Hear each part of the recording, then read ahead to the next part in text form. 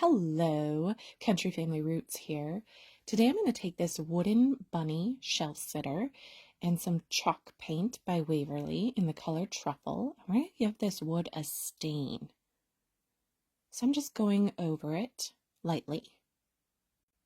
Not too concerned about the edges because we're going to take our wet wipe, thin out the paint, and spread it around. Look at that wood grain. Isn't that a beautiful stain? Now I'm going to take my candle wax and rub it on the bunny heavily in some spots and lighter in other spots. Now that both sides have been stained and waxed, I'm going to take my Vintage White by Folk Art and I'm going to coat it, one coat on both sides. Now that it's painted, I'm going to give it a good dry. Once it's dry and cooled, I'm going to take my plastic scraper and scrape off that paint. Give it a nice chippy look. And I put some parchment paper down to collect the chippy flakes. It's just an easy cleanup.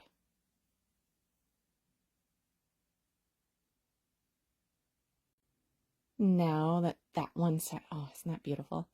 Now that the one side is done, we're going to go ahead and go over the other side. The scraper does most of the work. I don't have to put much effort into it. It's a really great scraper. Ta-da! Isn't that a great chippy? Oh, I love it. Now I'm going to take this piece of fabric. I'm just trying to figure out a way to make like a little pocket. It's not going to be like a kangaroo pocket. It's more like the bunny is holding a little bag. And I'm going to just attach it to my bunny. Some hot glue.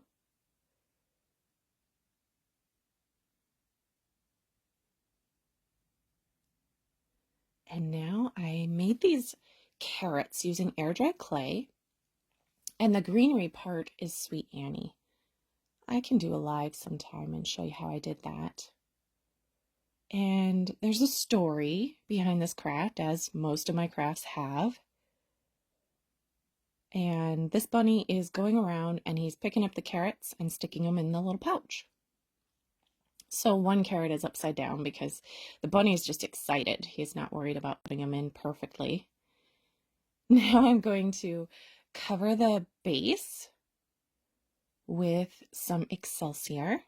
I love the color of this Excelsior, so I thought it would be a perfect grass color.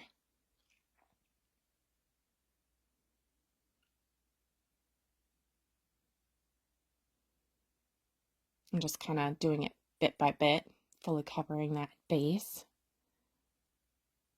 And then I'm going to go ahead and, oh, nope, not yet. I'm going to add some more carrots, but first I'm going to place them and not commit with the glue yet till I decide how I want them. Once I've decided where I'm going to place them, I can go ahead and glue them on. So the bunny picks up the carrots and he's got a little pocket to put them in, or a bag. There, now they're all glued on and I can go ahead and trim the grass, the extra grass off the edge. Now I'm going to go in with some antiquing wax and dirty up my carrots as well as my bunny and the bunny bag. I want it to look like it's dirt, like covered in dirt.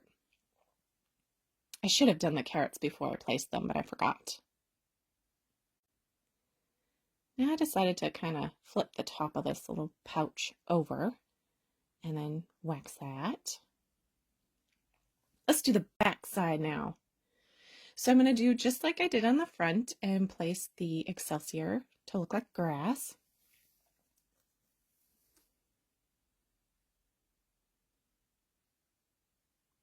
And then I made, oh no, I'm going to trim the grass first. Then I made this little bow to be the little bunny tail, a nice little poofy tail for the bunny. So I'm going to take my wax and dirty that tail up.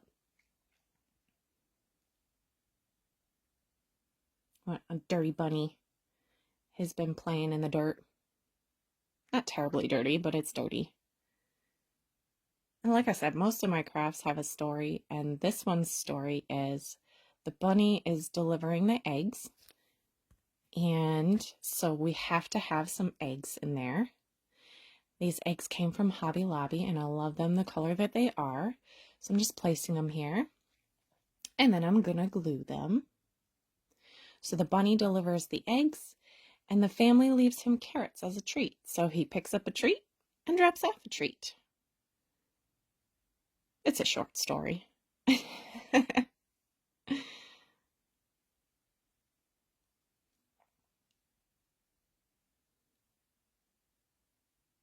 that's our double-sided craft.